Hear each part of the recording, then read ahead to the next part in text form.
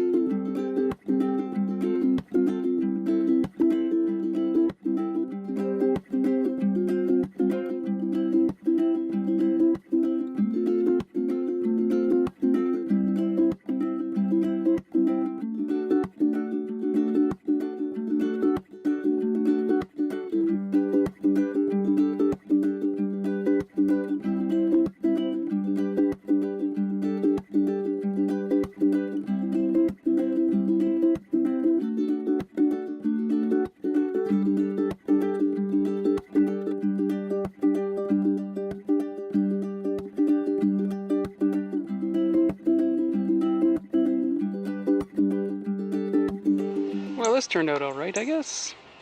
It was just a simple thing that I wanted to use a few scraps that I had left.